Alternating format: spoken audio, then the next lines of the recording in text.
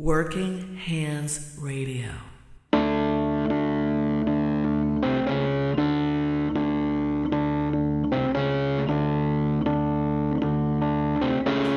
I'm just a hard-working man, taking it day by day, doing everything I can, trying to chase my blues around. You need to clear your head. And we are live, and welcome to Working Hands Radio. This is Phil Kerner, the Tool and Die Guy, and we're going to turn the webcam on in just a second. But to get things started tonight, that was Ron Uroz in the vehicle, a local band. We like to play that local music here at Working Hands Radio. So we're back after a short layoff, now broadcasting from Tool and Die Guy Studios here in the Jewel of the Rust Belt. And tonight's kind of a soft launch. I didn't promote a lot on this program because I'm the sound guy now and the host. So been practicing a lot. I think a few of you guys have seen me nightly jump on, and I finally figured out how to just put up a fake Facebook page for testing.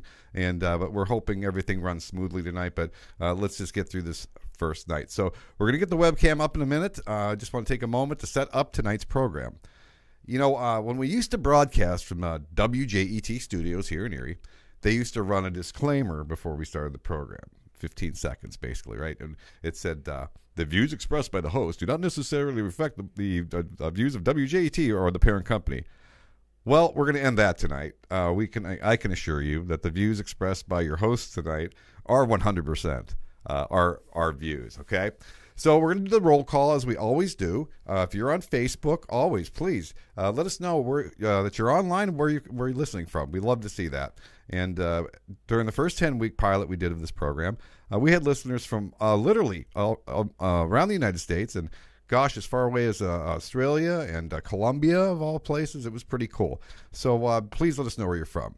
So I'm going to be joined by my co-host, Howie, the Hammer Herman's here tonight. And he's a Navy guy. He boxed in the Navy, and he's a blue-collar guy like us. And we'll get to him in just a minute. So we've got a toll-free number for you. It'll be on the screen in just a second, 800-870-1648.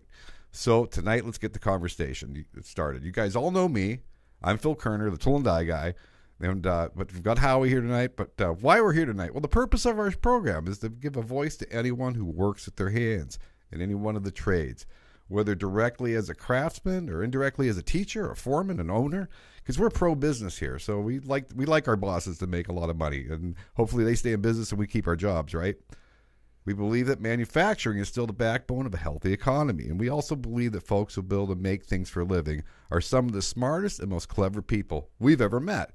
And we also believe that just because you didn't go to college, that you're not educated, right? So, and finally, we believe that building stuff is cool. So we get it here because we both work with our hands every day, just like you do. So let's get to the webcam, and we should be right there. So I'm Phil Kerner. Hi, everybody. And Howie Herman's with me tonight. How you doing? Good to have you here back with us for some more punishment. And again, you can see the 800 number there now. So that's a big deal because this conversation, the program here is always about you guys, because I don't want to do a podcast, as I've said 1,000 times, where I'm sitting here talking about stuff for half an hour, 20 minutes. Howie brings a lot to the program. And why don't you, I knew you helped me as a guest host a month or two ago. And for those people who don't know a little bit about Howie Herman, tell us a little bit. You're from Erie, or what's going on? Yeah, I'm from Erie. I graduated from McDowell High School in 1993. Did a couple of things before I left for the Navy. A year or two after I graduated high school, I did 4 years in the Navy. Been around the world a couple of times, lots of different countries: Hong Kong, Japan, Singapore, Australia, Sicily, the Azores, Europe, all over. So, well, they say when you join the Navy, you see the world. I definitely did see the world. Now, a couple of things on that.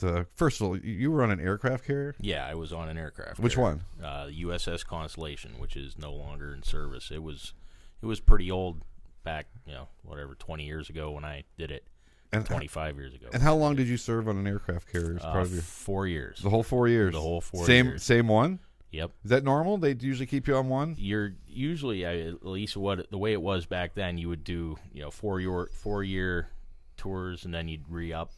So wherever you were stationed, typically you were there for 4 years. Okay. And then you got to go choose or get sent to wherever Did they you would- did you get to choose to be on an aircraft carrier? I didn't get to choose, not really. That the rate that I picked, the job that I picked, that pretty much guaranteed me to go to an aircraft. Well, I am jealous because I have to tell you, one of the things on my bucket list someday would be on an aircraft carrier. They used to do that. They'd bring civilians on. We'd go from like San Diego to San Francisco, and they'd bring a bunch of civilians on, several hundred of them, and go for a day cruise up to San Francisco. I can't even imagine. But of course, the most dangerous part of an aircraft carrier is the flight deck. They probably didn't let you get too close to that. Well, I that's where I worked. I worked on the flight deck. And what did you do on the flight deck? I fueled aircraft, Tomcats. And it's a kind of a hobby for me. Navy stuff. Like tonight when we're done here, I'm going to watch a special Carriers at Battle. It's a new special on the Smithsonian. Okay. So I'm going to get my fix, I guess, of aircraft carriers. Is that like mostly World War II type stuff? Oh Vietnam? no, it's current. Oh, current. Yeah, Okay. they're out on battle ready cruises, I guess would be Right. the right word. Okay, so you went into the Navy right after high school? Yeah, about 6 months after high school. Wow. Okay, is that something you always wanted to do, or just decided that was a good career path? No, actually, I wanted to go to school and play football, but I broke my leg playing football in high school, and that pretty much ended that dream for me. Wow. And then so Navy 6 months later, 4 years then. Yep, 4 years. And so then you come out, and have you been in manufacturing the whole time since then? I got out of the Navy in 1998, and my uncle actually gave me a job at PHB here in Erie, Pennsylvania. And what did you do at PHB? They got me in there into quality control. And that's what you've been doing ever since? I did. I have run machines. Okay. I've worked at several different places. Actually, after when I left PHB to go get my associate's degree in electronics engineering, and then 2011 happened. The September 11th, 2011 attacks happened, and the job that everybody that was going to school, I believe they went to Columbus, Ohio, to work for some electronics company making really good money. That's what our school did. They pumped people out, sent them to this company, and when the September 11th attacks happened, that company closed. So then I had to go pick something else. So are you allowed to say where you work now? Yeah, I work at H&H Aero. We're an aerospace company in Erie. We make parts for jet engines. Okay. It's called a LEAP engine. It's kind of like in your circle of life here. You're always around something to do with jets. Yeah. It's interesting. Working on the parts, it was a lot more interesting, actually, fueling them, being right beside them when they're starting up, taking off, launching, and landing. But again, I've watched so many specials. I know how scary it is up there. You can get blown right off that deck. Well, yeah, but you get real used to it real quick, and that's when you end up getting hurt. Right. Complacent. Nobody got hurt. I think there was two injuries my whole 4 years that I was in. One of them was a steam pipe broke and severely burned the guy, and that wasn't even on the flight deck. And then another guy fell off into the catwalk and broke his back during a firefighting drill. So you traveled the world. Yes. Very cool. What's the coolest place you ever saw? What's a memory or a place you'd like to go back to? I loved Australia. Really? Right. So as far away from Erie, Pennsylvania as you can pretty much get. Yeah, pretty much the other side of the world. Right. Directly, if you drill down from here, you're going to end up in Australia, I think. See, I was always told if we drilled down too far, we'd hit China. Yeah, I think if Australia. Well, I mean, if you're a flat earther, then but if you're A lot of people think we are. I get that. If you live on the globe like the rest of us, you're going to probably end up in Australia. And you've never been back since then? No, but I was there 4 times. I was 4 times in Perth twice, and that's on the west coast of Australia, and I was in Sydney twice. Well, I got to tell you, you were blessed. I mean, of course, you're serving your country and kind of a dangerous job in an aircraft carrier, but to see the world is an education. And I don't know if a lot of people, the blue collar guys like myself, that travel that much. Unfortunately, when I walk around the plant I worked at, a lot of guys haven't really left Erie too much, and they might go up to Cleveland or something, but which is 100 miles from here. But as far as getting around, and I'll be honest, I'm guilty of this. There's much of the world I'd like to see. I haven't even seen the whole United States yet. Right? I mean, I'd love to see Wyoming, and I've spent some great time in Los Angeles, and I fell in love with the West Coast, and of course, where we live is so beautiful, but the climate can be so harsh. But I've been to Florida a few times, Texas, but I'd love to just rent a motorhome or something someday and just travel across the United States, and enjoy. Sounds like a good retirement plan. Yeah, maybe it is. If the wife will go for it. So let me ask you this then. I think we'll start our first segment if you're listening tonight, let's talk a little bit about travel and the education that comes with it. So I guess we'll take a quick break, but think about this. What's the coolest place you've ever been? Or what's the place you'd really like to go?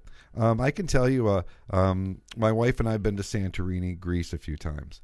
And I have to tell you, one of the coolest things I've ever experienced in my life is to be in an open-air restaurant with 30 or 40 other people, and we're the only ones speaking English. It's interesting, and it's really, everybody will figure it out, but to just sit back and listen and to meet different cultures and everything. So if you're listening tonight, again, we've got this 800 number now, 800-870-1648. And what we want to talk a little bit tonight about in our first segment is travel as an education, and is as travel as a vacation also. Where do you want to go? Where's the coolest place you've ever been? Where's the place you'd like to go back to? So we'll be right back. We're going to take a break here, and this is Working Hands Radio. Hi, folks. This is Phil Kerner for Working Hands Radio. Let's face it, the last 10 years or so has been one tough ride for American manufacturing. Well, this sponsor of Working Hands Radio has managed to not only get through the last 10 years, but just celebrated their 50th year in business in 2017. Folks, I've been doing this for a long time, and I have to tell you, I've never seen a shop that jumps through more hoops to keep their customers satisfied than Industrial Sales and Manufacturing right here in Erie, Pennsylvania. With over $30 million in equipment on the shop floor, no job is too simple, no job is too complex for ISM. CNC milling and turning, robotic welding, laser cutting, plasma burning, assembly, and powder coating are all done under one roof, which gives ISM a big edge over many companies that might have to subcontract many of those operations out and lose control of the process. Industrial Sales and Manufacturing deals with some of the most demanding customers in the world and strives for continuous improvement on a daily basis. Built in Erie, found around the world. Give them a shot. ISMErie.com. Yeah, like all the time I'm listening to the station that swings. This station really swings me. Swinging sounds and music. Ooh, swingin'est, ringin'est. It's the station that swings. Ooh, like this station's really got me in orbit.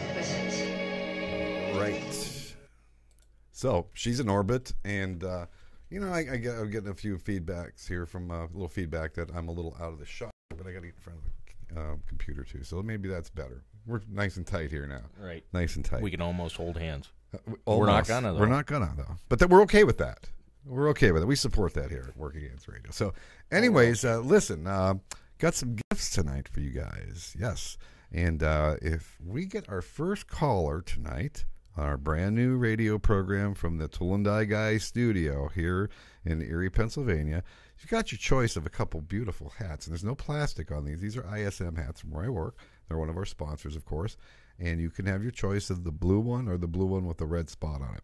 And what we'll do is if you are the first caller at 800-870-1648, you can take your choice, and then you'll just have to email me when we're done tonight, and we'll get that right off to you. They're really nice hats. They are nice. They are nice. They're fitted hats. They're pretty close to a fitted hat. Let's put it that way. What I was going to say tonight was who's going to be the first to call, and because this is kind of blue-collar radio, I actually thought about this, really, who's got the balls to call here, right? Nobody's going to see you guys. Nobody's going to see you. You can see us, but you're not going to be on the camera here. So, again, you see the number there, 800-870-1648. What's the coolest place you've ever traveled to? or where's the place you'd really like to go, or maybe the place you'd like to go back to. Again, I am not a world traveler. My wife, one of her core values is to travel, and not as much. It's not always vacationing. Traveling can be a lot. That flight to Greece is like 11 hours. And I asked her for the first flight there. I said, they give you bigger seats for transcontinental flights, right? She said, oh yeah. No, they don't. They were tiny. And you really have to kind of self-talk yourself that to make sure you don't go nuts. Well, I know when I got out of boot camp, I flew over to the Middle East from left Erie, flew to Cleveland, flew to Detroit, flew to Philadelphia, sat in the Philadelphia airport for about 18 hours, flew across the Atlantic Ocean to the Azores, and the Azores is absolutely beautiful. You ever get a chance to go there? Hey, we've got our first phone call. Good evening, caller. You're on Working Hands Radio. Hey, am I the first caller? You are the first caller. What's your name and where are you from? Oh, my name's Jeff. I'm from Lakemore, Illinois. Illinois. No kidding. Illinois. So you got Jeff. Do you have your favorite place you've ever been to, or favorite place you'd like to go to? No, not really. No? I'd love to go everywhere I could. No, Where have you my favorite been place besides would probably be Illinois? California. Oh, I've been all over the place. I've been all over. All right. The only places I really haven't gone has been up by New York, Rhode Island, up in that area. That's one place you haven't been is New York. Yeah. Yeah, well, you know what? If you're ever going to go there, the place to go is up in New England. And New York State is beautiful. It's really beautiful. Despite everything, a lot of people aren't from around here think that New York State, they think of New York City. Right. But boy, New York is one of the most beautiful states I've ever been through. It is. Yeah, it is very nice. Lots of. Don't take your pistol though. If you go to New York, you're not allowed to bring a pistol in from outside, even if you're licensed where you are. Just remember that. And New of York, course- you are not allowed to have your guns. Really? Oh, And of really? course, Howie would know that. Yeah. That's you right. Cannot have No, a pistol you in need New a York. pistol here in Chicago. Well, yeah. Yeah, you do. I tend to agree with that. What do you do, Jeff? I'm a tool and die maker. That's awesome. How long have you been doing that? 30 years, 30 years. and I do I program wire machines. I use Mastercam. Very cool. Now, the place you work at, big place or a small place? Small, 3 people. 3 people? There's me, I'm the only die maker, and there's a guy doing some milling and drilling, and another guy working on CNC machining centers. And then one owner does the designing, and the other owner does the wire machines. And how's business? We're staying steady at 40 hours. So, Has it picked up in the last Always year? need more. Has it picked up in the last year? Gotten better? Gotten worse? It's gotten better because last year at this time we were working 32 hours. if you've been doing this for 30 years, you remember when you couldn't even imagine just working 32 hours. You remember those days, right? Oh, God. It was unlimited. Unlimited. And boy, Unlimited hours. and you made a lot of money doing that too. I mean, Oh, yeah. yeah. Well, hopefully you're going to be able to retire from this trade. I mean, I just, I own my own shops and everything, and boy, it was a shame to watch all that work just flood out of the country. And I don't want to cry in my spilt milk here tonight. We've talked about that before, but it is a shame because I don't know when people need die makers and mold makers now where they're going to find them anymore. I don't think anybody's getting into it. No, I don't. A lot of people, they don't want to do it. It's Well, even a hard lot to of the find guys younger that. kids nowadays, they don't want to work. Kids Well, nowadays, that's right. That's true. It's even hard now to find people that can do CNC machining or want to do CNC machining. At least around Right. here. Well, that's part of my job as the tool and die guy here has always been since I've been the tool and die guy 7 years now, since I launched that website and everything, has always been to bring that alarm bell that we're losing a generation of craftsmen. And when you go into a shop, a lot of the die makers and mold makers are my age. We're 5-10 years away from retiring, and I read those stats on our program a couple weeks ago. That it was an astounding number, like 85% of guys in mold making Or your age. are my age. Yeah, so there's going to be a crisis. Well, Jeff, I appreciate you being the first call. So you have your choice of hats, bud. You got the blue one. Well, they're both blue. One's got the red dot on the front, and one's just got the white ISM logo on it. Which one you want? How about the white one? Okay. And then, Jeff, all I need you to do for me is send me an email because I'll take your contact information over the phone. So send me an email. It's workinghandsradio@gmail.com. And just give me your shipping address Working Hands Radio. @gmail.com. Just give me your name and your shipping Okay. Give me your name, your shipping information. We'll get this out tomorrow morning. All right. Working Hands Working Hands what? Working Hands Radio @gmail.com. Working Hands Radio. Okay. Right. Okay. All right. Thanks, Jeff. Thanks for calling in. All right. Take care. Have a good night. Bye-bye. So it's always interesting. It was interesting also. I had another call coming in there. Now the phone lines are flooded. That's interesting. So, again, we're still open here. The phone lines are open, 800-870-1648. We do actually have an 800 number now, and glad to have that. You know, I thought that wouldn't be a big deal for a lot of people because I didn't know many people paid for long distance anymore. I mean, these, you know. Yeah, I know if you have a cell phone, it's pretty much covered. Done deal, right? Right. But, you know, people like that. I think there's an assurance that comes with that they're not going to get billed or something. Maybe that's what it is. Anything going on Facebook tonight as far as where people calling in from or listening from? We have a check-in from Missouri. That's Bill. I'm going to slaughter your last name, Zaramba. MR at Long Beach, California. I'm assuming that is 1986 and 1990. MR, not real familiar what that. It's a Navy term. I don't know what job that would be. MR, machinist. I'm not exactly sure. It's been a long time. A couple of friends of mine are on there. A couple guys we used to work with are on there. Nice. So, you know, back to okay, we have another caller. All right, we'll take another call. Sure. All right. Go ahead, caller. You're on the air.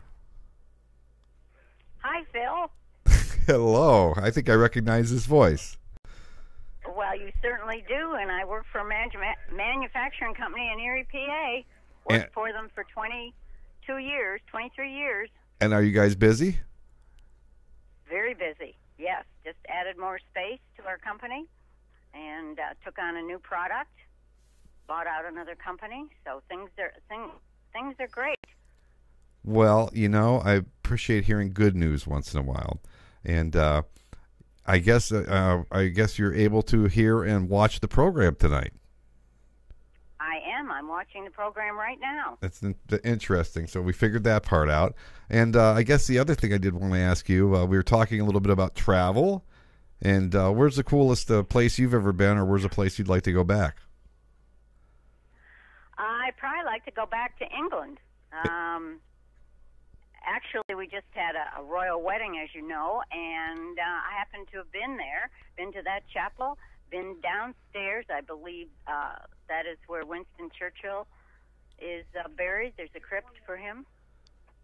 You know, again, those are things that I can't wait to see. Can't wait to get over there. But the Queen keeps taking me to Santorini for some reason, so we're gonna work on that one. Well, I appreciate the phone call tonight. Well, you are so welcome, and I wish you the best. This is a great program. I'm learning a lot. Okay. And Howie, you are marvelous. Oh, thank Well, you. Thank see, you. Howie. I tell myself that all the time. Howie's got his first groupie here. Awesome. All right, Susie, you have a good night. Thank you. Enjoy Bye. the rest of the program. Well, interesting. England. So back to places you'd like to go. So a place I guess I can't say I've never been to Europe because technically Santorini is Greece, right? Right. But we do a layover in Athens for an hour or so. But I've never made it over to the mainland of Europe, right? I mean, England to Germany to Poland, and I'm anxious to see that because that's kind of my heritage. Well, I was in Sicily, and Sicily was nice. My favorite place, I've only been to Sicily, and then I've been to the Azores, which is a group of islands off of Portugal, and the Azores were fantastic. And it was absolutely beautiful. The weather was beautiful. Mediterranean, warm, no humidity. This is a good story about you young folks out there, if there are any young folks listening. You remember Pat at ISM that works in the office? I don't want to use his last name. What did he do? He was an estimator. His son worked in QC, Matt. Oh, yes, Okay. yes. So Pat's daughter is traveling Europe right now as part of a thing with college. Okay? Right. She's been there since January. She's seen every country. I mean, she's just taking everywhere, right? Well, they got on a train the other day and went to the royal wedding. Well.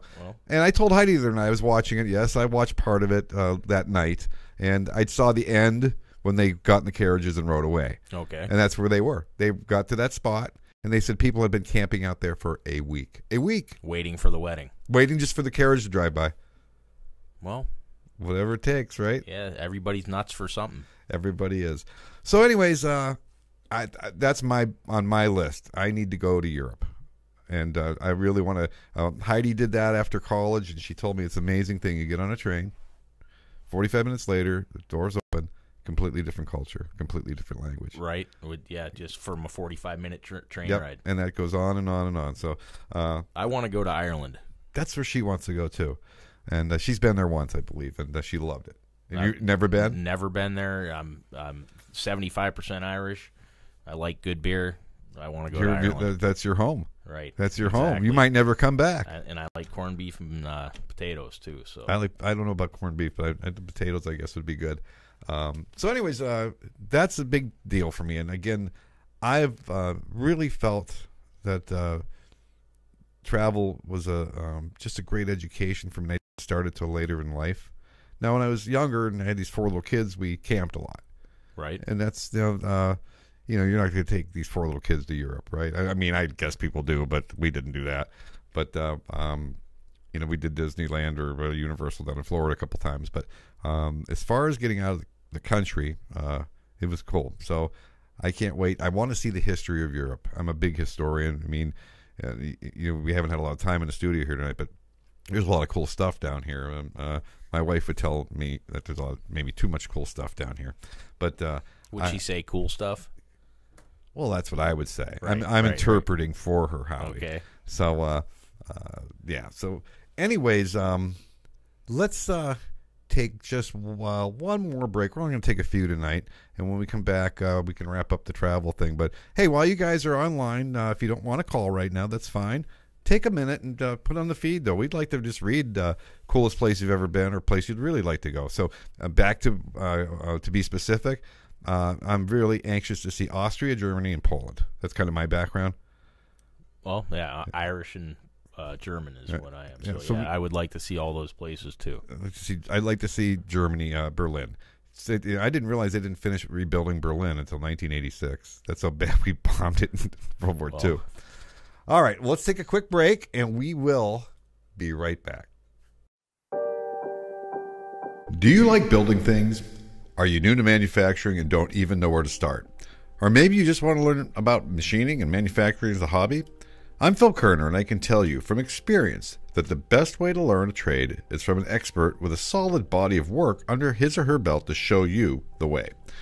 During the past 40 years, I served my apprenticeship, worked as a lead mold maker, ran my own tool and die shops, a plastic shop, and have also worked as a designer and a machinist.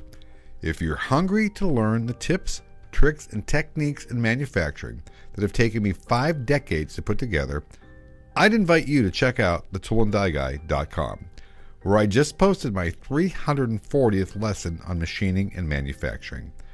Folks, this is real manufacturing. This is the stuff I do every day to be an asset to my company. And once you're an asset, it's tough for them to let you go. 43 years in the trade, 0 layoffs. Check it out. Special discount for the next 48 hours, thetoolanddieguy.com. Somebody chime in on... Thank you so much. All right. All right, can you hear us now? It's good. Okay. That's the issue I said I could have tonight. We forgot. There's a part I have to remember during the commercials to turn the mic off, but I got to remember to turn it back on. I apologize. We will get that fixed. I'm going to bring a sound guy in this weekend. There's just a few things in the system I need to get ironed out, and that's one of them. I can't play music and the microphone at the same time, or the music echoes. So when I do want to play a clip or something, I have to turn the microphone off, but I just need to remember to turn it back on. So deepest apologies. So the sad part is my mother-in-law didn't hear any of that great stuff I said about her. That was great stuff, too. Gee whiz. Bill is saying can't hear us. Can Well, anybody out? Yeah, it's fine now. Okay. Yeah, they're 20 seconds behind us. Oh, okay. All right. Yep. He says he's got us now. Okay. Again, I apologize for that. Anyways, I had mentioned when we had no volume that one of the things that at the beginning of the program, I did my non-disclaimer disclaimer that I can express my opinions now. And through Howie and both of us have a little more fun here. But I said I have to be careful because my mother-in-law is listening to the program tonight, and she's kind of tough on me. And I've got to be careful. So you know what she gets afraid of? If she's listening right now, what she's cringing at, then I'm going to say something about politics. That's probably going to happen eventually. If it doesn't happen tonight, I can almost guarantee you. Politics affects us all. Politics affect because those boneheads in Washington, all the things they do, and mostly what they don't do. I wish they'd be better off not doing anything. In my opinion, it affects us all in different ways. And so yes, politics do come up. If you've never listened to me before, I'm a very reasonable guy. I can go a lot of different ways on many subjects, but just don't like talking points. I like to debate, right? But I don't like talking points. So, anyways, I held up this earlier. Nobody could hear me. So again, this is GE finds partner, and what do we mean by that? Well, General Electric's been here in Erie, Pennsylvania, for 110 years. They've been building trains here, and it was so profitable. Back in 2008 or something, they had their worldwide shareholders meeting in Erie, PA. It was a big deal, and that was when I think they had the Evo engine had come out, and it was killing it. Right. Killing it. Right. And they have always had a very strong union out there, and I'm not, as a tool maker, I've never been a union guy. I'm not saying the union's bad, but as a tool maker, we weren't. In Erie, Pennsylvania, tool makers weren't unionized. Maybe we should have been. But General Electric has been here for so long, and back in the 50s, they were up to about 15,000 employees here. They build refrigerators here. They built a lot, and finally they chopped that down. So the only thing they did was transportation and trains. Well, GE was so big here at one point in time, they basically built Lawrence Park, all the housing over there for the employees. That was part of the building of the factory. That was included. Right. Well, there's a town next to Erie that's right outside of our city limits called Lawrence Park, and that is all GE housing, or what it was started as. It was interesting the civil engineering and planning people did back then. If you're going to build a big factory, well, let's build them a place to live by it. Right, where all these people would just walk to work. Walk they to didn't work. Need cars. Nope. And it was a big deal. So anyways, I read the article, and what's happening is GE finds partner. Well, they're going to merge with a company, with actually Westinghouse Air Brake, which is the acronym for that is WABCO, which is an interesting right. I mean, WABCO sounds like something that do they do work for? We do some work for no, I don't believe Okay. that my plant does yet. Anyways, well, I guess we will. So the point I'm making here, though, is I don't know. I read the whole article, and the reporter is a local business reporter who's very good, and he's very even down the middle, just tries to get the story, and Which is rare. right. I'll mention him. I'll give him a shout out. Jim Martin. He's a business report. He does a great job.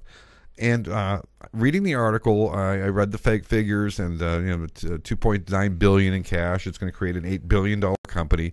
GE's going to own 51% of it. Westinghouse 49.9 or something like that. But the question was, what happens to the workers in Erie? Right. And they interviewed the union steward, the union guy here in Erie, and he's we always try to stay positive, but we got a big negotiation to do now coming up in 2019 next year. Personally, I'll go out on a limb. I think that's the end of the union and GE. That would be my guess. If they're not willing to eat anything, I mean, they might just a $35 an hour jitney driver is a little overpaid. Well, and you said it, and and they there must have been so much profit in building locomotives for so long that they could just eat that. Right, and it didn't make a difference. It didn't make a difference. I mean, you've got to have some serious machinery and serious land to say, I'm going to build trains, right? I mean, that's just an expense to Right, build. it's a huge Huge area. I mean, it's not something. If you and I want to start a machine shop tonight, we pool our money together and maybe buy a little CNC machine or something. But the day you say I want to build trains, yeah, right, you're serious. So, folks that aren't from Erie and you're listening, back to this GE plant, big union shop, been kind of dwindling down for years. Like it was just last year they announced they're not going to build new trains here anymore for the first time. Right. They're going to do customized stuff and repairs, Kits that get shipped to India. And everything else ended up in Fort Worth, right? Is it Fort Worth that the plant was? Texas somewhere. I think it's in Fort Worth. It's in Texas, non-union. So the writing's been on the wall for a long time, and they did interview one of the a guy. He's 62. He'd like to just retire. He says, "I don't know if I'm going to make it." He said, "We rode this wagon for a long time, but he's afraid it's the end." And I part of me thinks there's people at GE rejoicing because this is the excuse they get to break that union finally. And I'm not saying it's good. I'm saying I think this is something they've been wanting to do for a long time. So again, this is not to be meant as anti-union. This isn't really union bashing. No, we're just kind of a little bit of an opinion and getting what information we can out there. So I guess the question is, how many? Another topic we could talk about just for a second here is how many guys out there.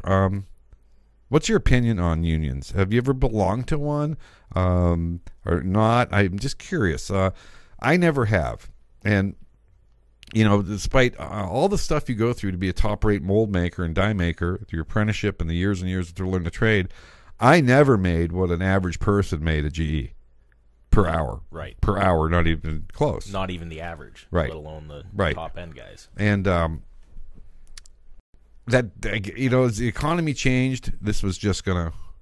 It was inevitable. There was just no way they were going to be able to keep it up, I think. And plus, that plant is really old. It is old. I have worked for unions, and the ones that I have worked for were extremely unimpressive.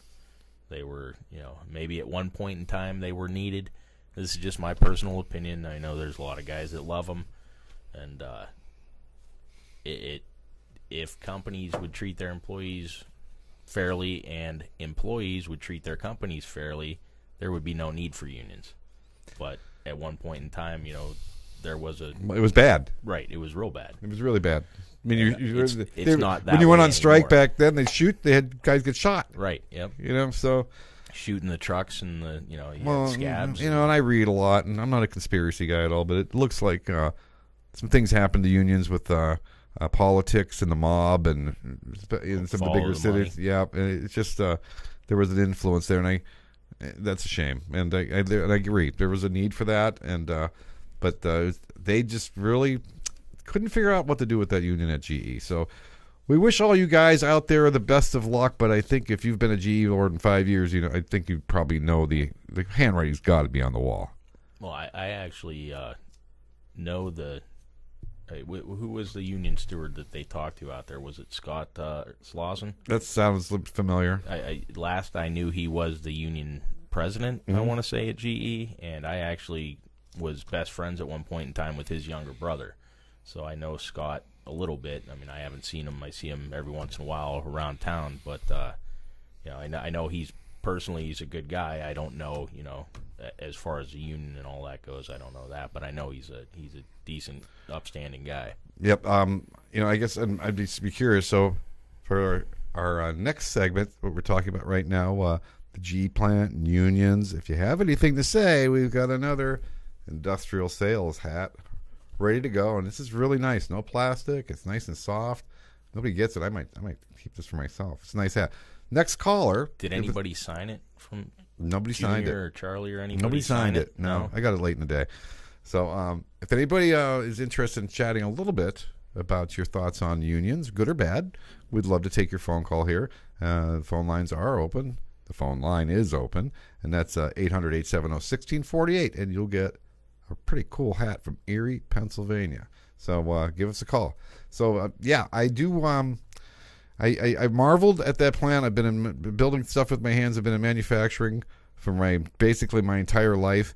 And we heard, that was always the holy grail. Mass exoduses. People, when GE was hiring, man, people just left jobs. Right. No second thought about it. No second Went right thoughts. to GE. No second thoughts. So I don't know. I can't imagine what's going to happen to that giant complex if they move, if they leave. I have no idea. And can you imagine the environmental deal out there? Oh, it's got to be horrible. I mean, building electric motors and things like that for 100 years. Can't even imagine. No, can't even imagine. Because apparently, electric motor building. Well, when I sold my building that my Kerner Tool and Die Shop was in, when I closed, we rented it out to an electric motor company for several years. And when they moved out, before we sold it to the next people, I had to clean it. It was just black dirt everywhere. It was a disaster. Right. The resin and everything. So that's one little spot that just did repair. Right. I mean, wow. On a whole. Wow. How big is the GE plant near you? I know it's huge. Just Google it. Square miles. I mean, I think it is a square mile. Is it? It's 1 mile by 1 mile, I believe. Okay. Yeah, that's big. I mean, they've got their own rail sidings going through the place. So, anyways, that kind of is a little bit about General Electric here. So, a couple things we can go into next. You know, one of the things I want to talk to you guys a little bit about tonight, if you're listening to the program, and you know, the beautiful part about this program versus the radio, and I'm not downing the radio station at all. That was a lot of fun being down at WJET. Believe me, that was fun. That was an experience. It was, and just have a little more control here and a little less expense, right? Right. But I did want to talk to you guys a little bit about tonight. If you're listening tonight and you'd like to get your company out in front of a lot of people. Now, the beautiful part about these Facebook Live videos is Facebook is recording this right now. And it's just going to stay up there. And then I will download a copy of that. And then what I'll do is upload that to YouTube. Because I own it. I can do that. And then after that, I will rip off the audio from it and turn that into an MP3. So these broadcasts, they have a lot of shelf life. The first 10 we did are still out there. And you know, out of those first 10 shows, I added it all up today. Almost 20,000 views.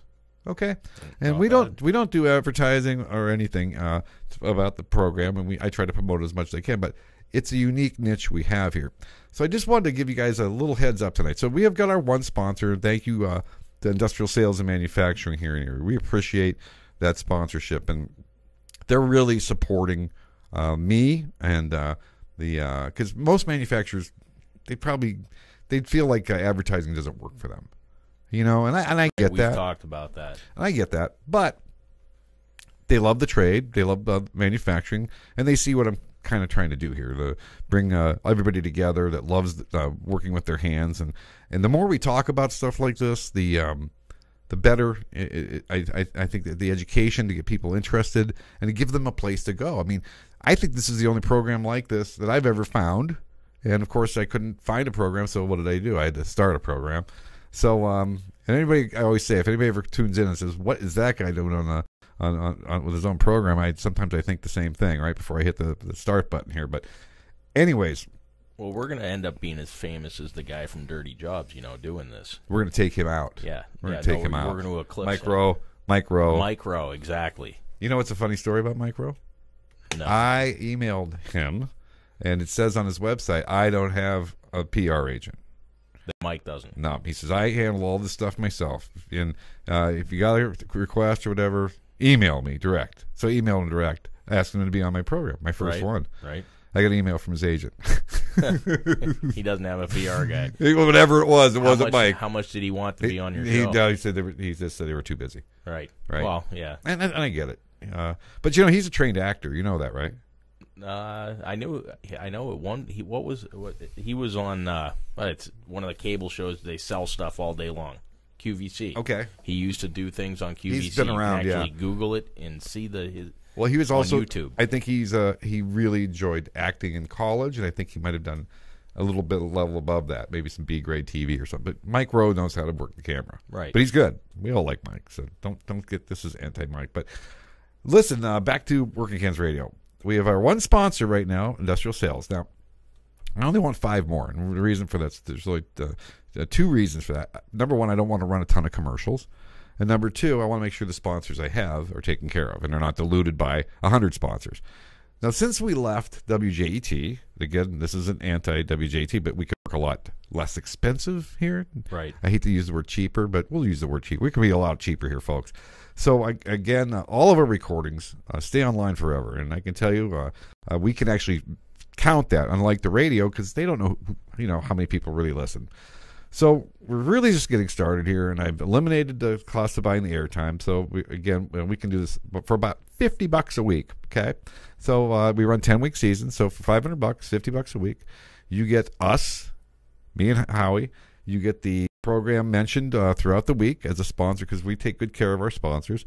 The programs stay up there forever, so you get the residual and the shelf life of your advertising goes on and on forever. So, again, I only want 6. I've got 1, and they should go fast at that price. So if you're interested and you'd like to get your company logo out here, and we'll interview you if you want to come on and tell us about your great shop or your great product, come on in. So first 5 people, just email me, workinghandsradio@gmail.com, and we'll get you all set up. So that being said, we're sitting here, and you can't probably see it, folks. This is giant drafting table I'm using here. And if you've the Tool and Die Guys YouTube channel, I put a story about my shop up there once, and I noticed that every single picture I took, this drafting table has been with me since like 1986. And again, the Queen's not a real big fan of the drafting table, all right, because it's big. It's pretty big, isn't it? But it's perfect for this because as we grow here, because we can add some more mics. Joe Zielinski wants to know if this was made in America, the drafting table.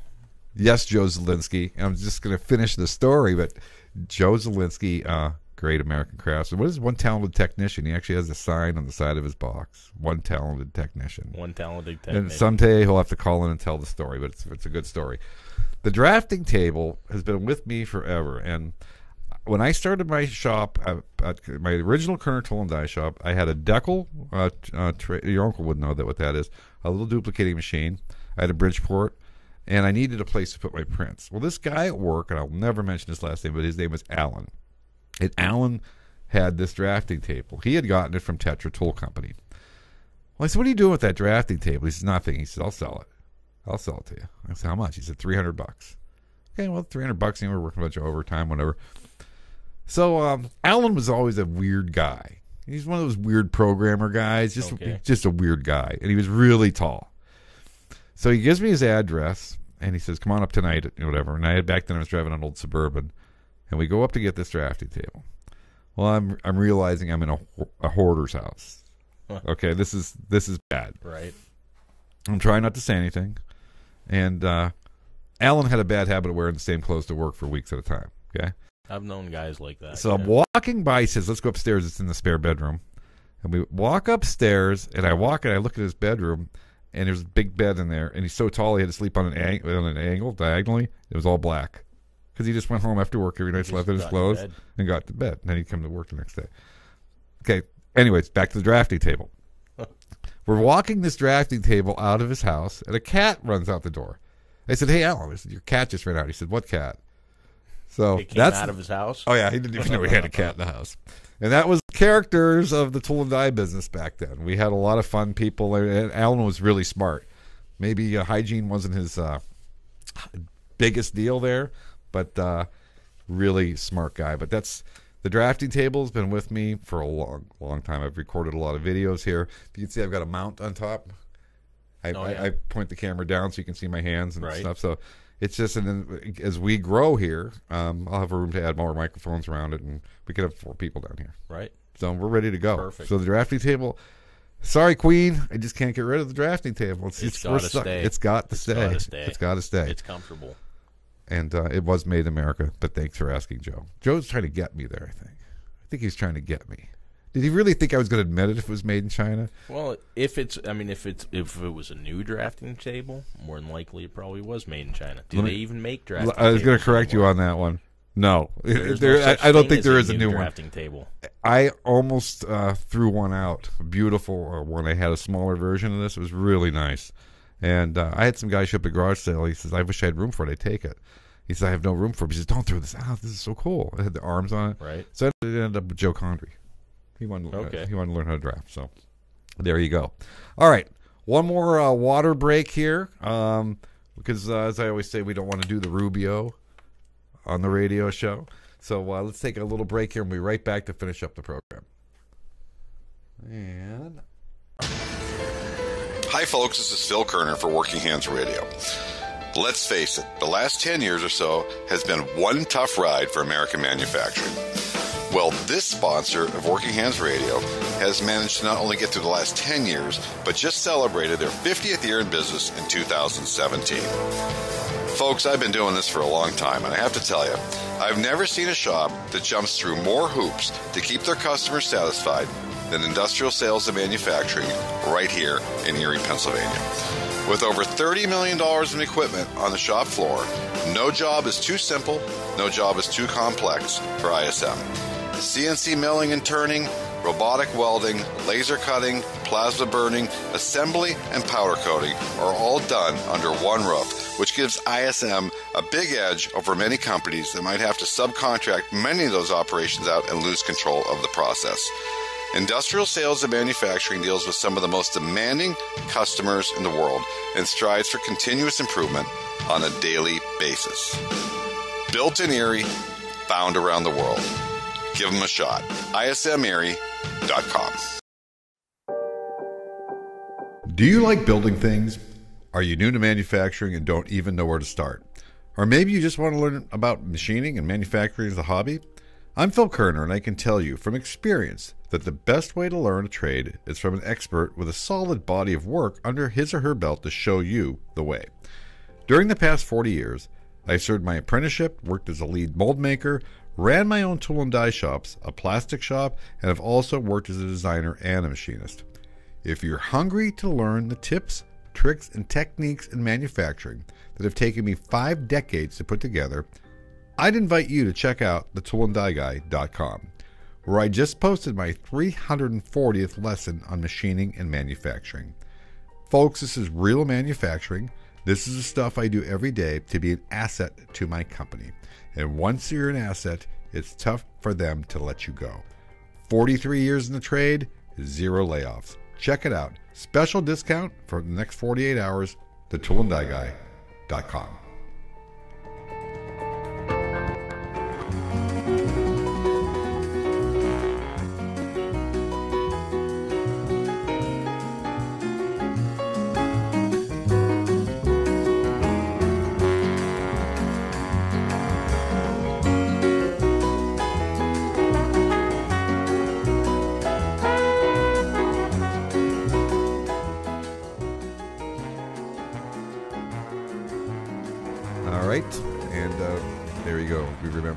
Turn on the microphone. Hopefully everybody can hear me again. Very nice. Very sorry about that. So Bill Zaremba chimed in again here on Facebook. He said he knew a programmer once that had a pet chicken in his house. So that's pretty interesting. I just don't know how you keep them from not making a mess all over. People who have chickens in their houses don't care about the mess, Howie.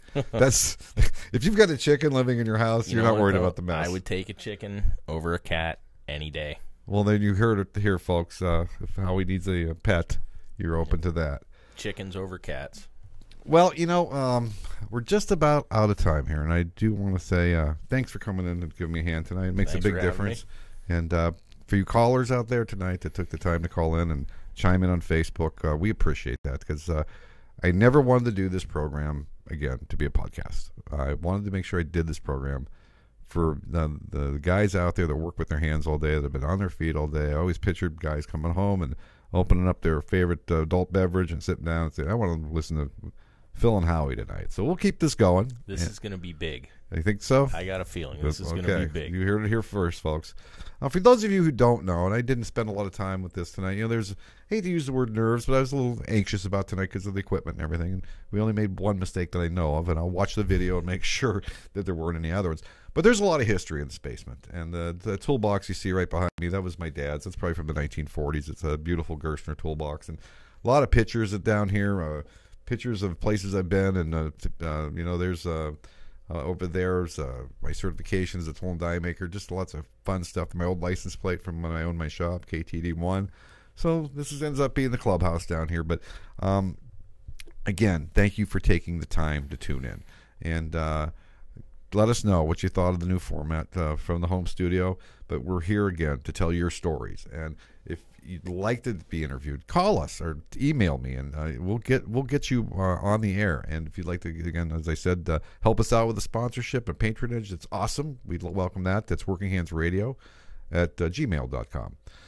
So, again, I'll thank the ISM for their sponsorship. Thank you so much. And, again, we produced this program ourselves for the love of working with your hands, because building stuff with your hands is still cool.